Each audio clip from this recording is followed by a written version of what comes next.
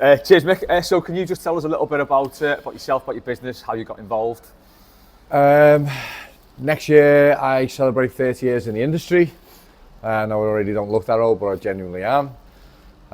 Started off initially working for Village Hotels, which is owned by the Vere Group, effectively as a cleaner. Within 3 or 4 weeks, I seemed to get on really well with the manager, so he gave me a chance at learning to be a gym assistant, which basically didn't mean much really other than the title. You were doing extra cleaning roles and some very small gym supervision.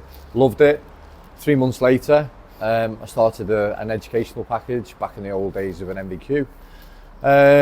6 years later, I was the manager of the leisure club. I think it was eight years later, I was cluster development manager for the Vere Hotels.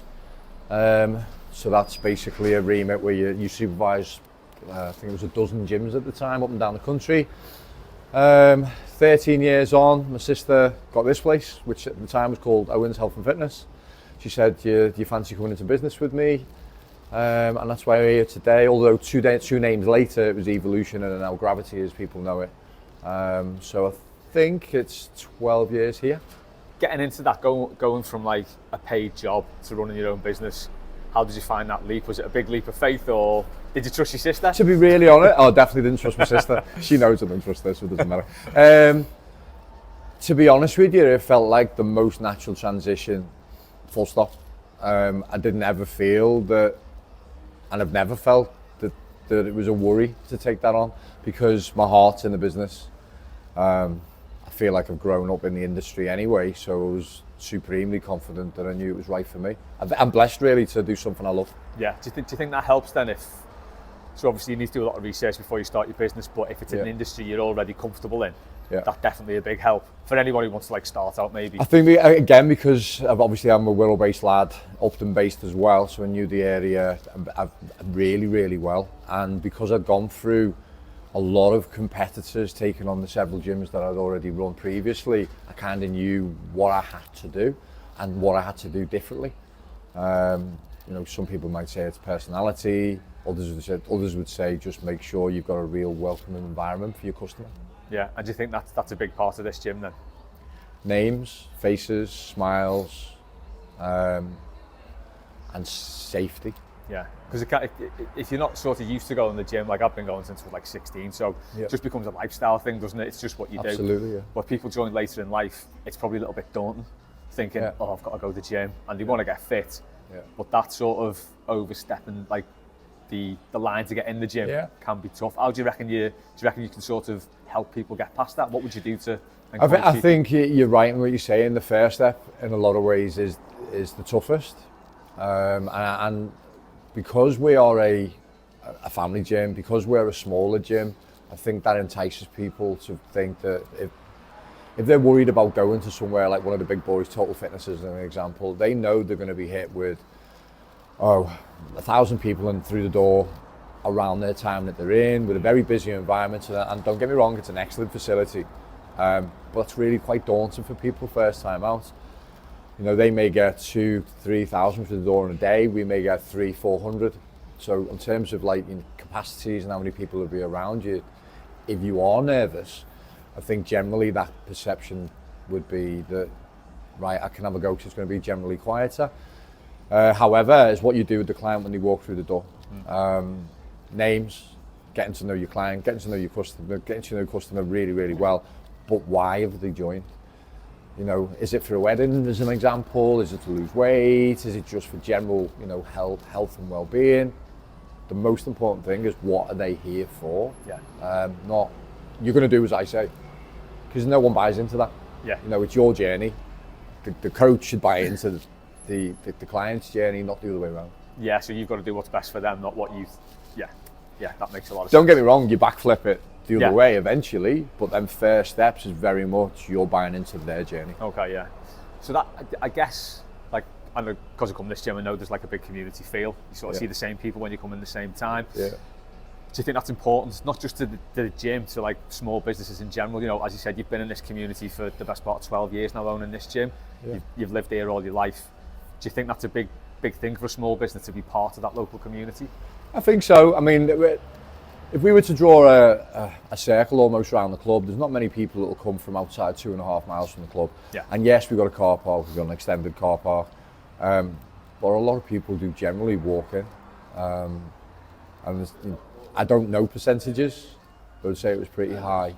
So if you look at that from a community aspect, we're also a gym that's surrounded. I'm blessed by the local estates, Woodsheds, Noctorum, Beechwood, Morton, and then kind of more of the affluent areas that come. But we got people who come all the way from Parkgate, because they just really like the product.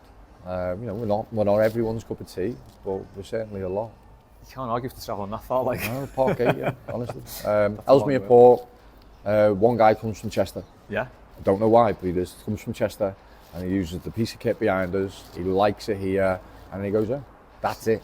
Yeah, just for reference to people who aren't from around here, that's like about half an hour at least in a car, isn't it? Half an hour. Yeah. So. And he comes to use a Stairmaster, which is effectively a step mill, for around 30 minutes. Says hello, speaks to people, has a shower, and goes. Good stuff. He drives past probably a dozen gyms to get here. Yeah, easy. Yeah. So 15 years as a member as well, by the way. Really, yeah? Yeah. God, yeah. So how do you keep people interested, and how do you sort of drum up new custom then? Word of mouth is the most important thing, certainly for us. I think for the younger generation, and I do say younger generation, what I mean is kind of student through to mid-20s up to maybe late 20s. Social media is huge. The TikTokers of the world, the Grammars as they call them, Facebook in a lot of ways is more older, shall we say, because we were brought up with Facebook. But word of mouth, if you tell someone that you like your gym, you're more likely to get people that way than just throwing a post up. A bicep curl is a bicep curl. Yeah. There's some brilliant gyms, and some gyms have got far better equipment than what we can afford. However, if someone like yourself goes, well, I go to this gym and this is the reason why, they're more likely to listen to your story than just a piece of paper or a news article or someone just doing a curl in a mirror. Yeah. And that's what we do well. That's it. All my kids come to this gym now. Yeah, absolutely. It passes on like that, yeah, I suppose. I mean, we have got a huge after-school market. Sometimes they can misbehave, kids are kids. But where did he go if not? The days of youth clubs and such, I'm not saying they're gone, but they're certainly not like they were when we were growing up. So you've got to be actively supporting the youth, because they do become your next generation of customer. How do you find that then with like such a broad customer base? Because I think you've got someone who's about 90 who comes, haven't you? He's 92. But you've got like kids who are like 14, let's say. Sits on a rower, does 2 or 3 minutes, and that's his day. Genuinely says good morning, pretty like the other guy, but that's him, and that's, when you talk about a lifestyle thing, that's his routine. Yeah. And at 92, I'm not sure about him 92, but that's an awesome thing. How do you find like appealing to like that such a wide age group? Do you think it's just because of the atmosphere? I just think it's the environment, genuinely. I really do. They feel safe here. They know that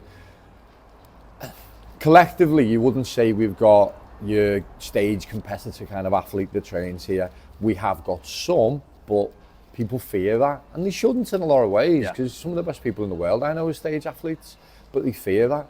But without that stage athlete, we wouldn't have gyms. The likes of a Schwarzenegger, he's here.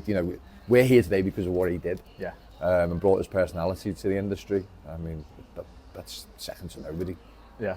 What's been your biggest challenge then, do you reckon, as a gym owner? I know you made the switch to 24 hours. Yeah, I think COVID for all of us was probably the biggest challenge, biggest learning curve. I think I've mentioned to a lot of people in the past, we tried to do as much as we could. We closed. Some gyms could stay open. They were able to do it and get away with it. We live right next to a police station, and they were on the door daily anyway. So much so that one of the policemen fell down the stairs, broke his arm, and I ended up recovering him, which is a completely different story. But COVID was challenging for everyone, particularly in our industry.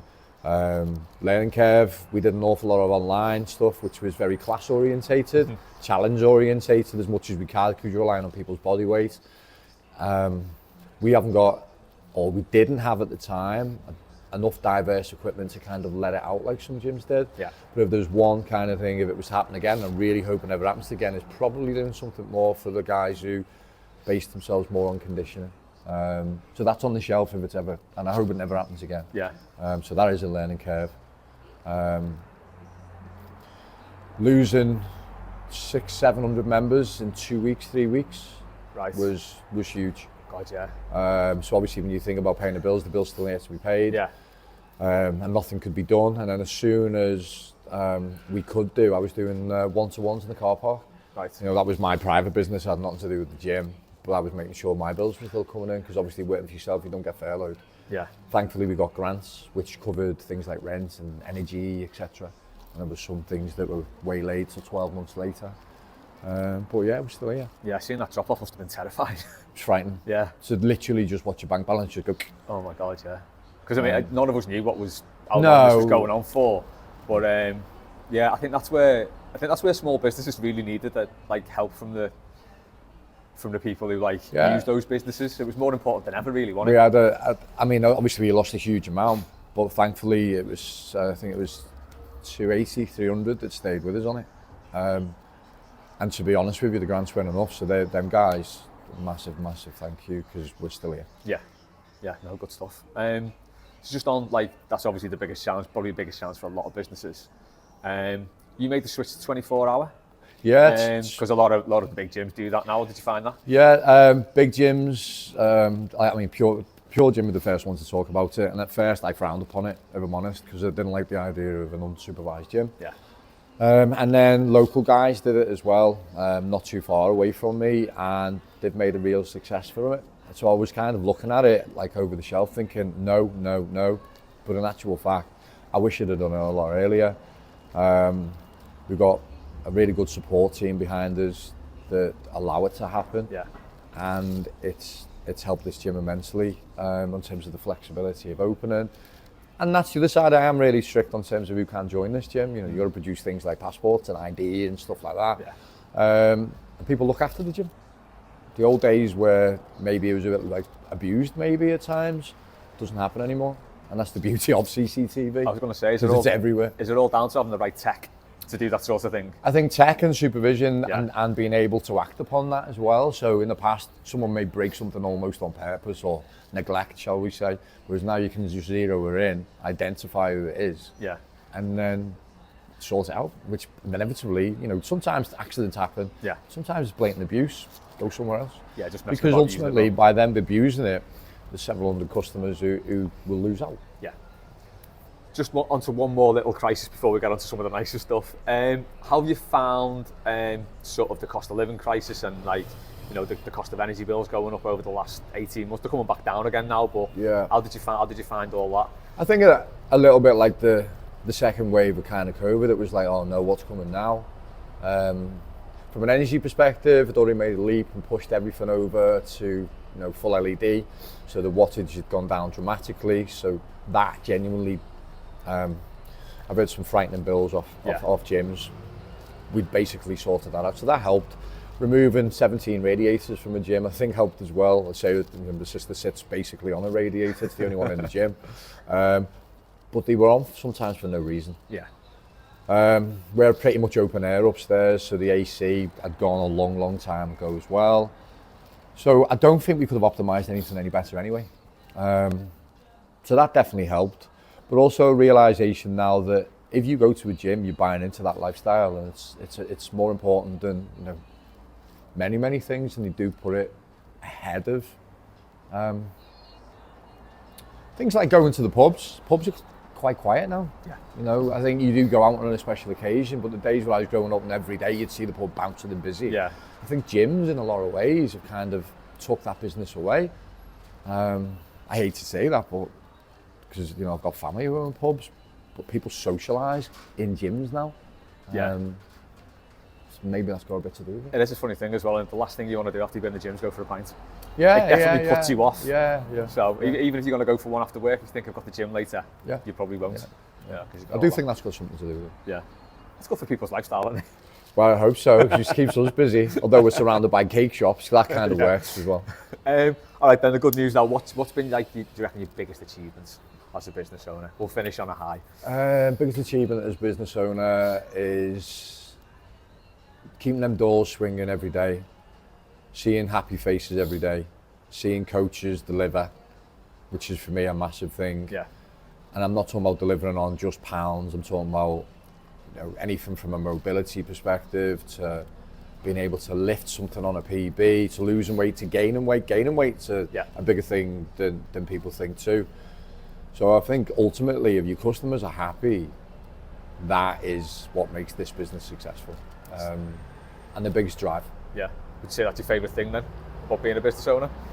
I'd say so. You know, everyone says they want to be a millionaire, but in a lot of ways you feel like one if everyone's happy, because if everyone's happy, your bills are getting paid. Yeah. That's when they're not happy, they're not getting paid.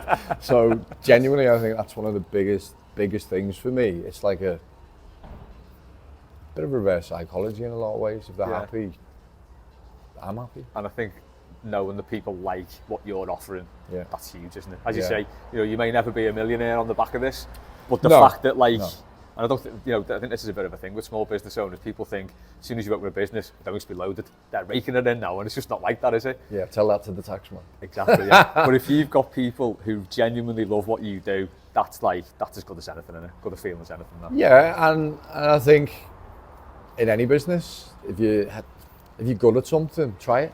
Yeah. Try it. Try and go on your own. What have you done? Maybe not go completely up, you know, all cards on the table to begin with. Do some taster stuff, try some bits on your own, and then go for it. Because what can you do?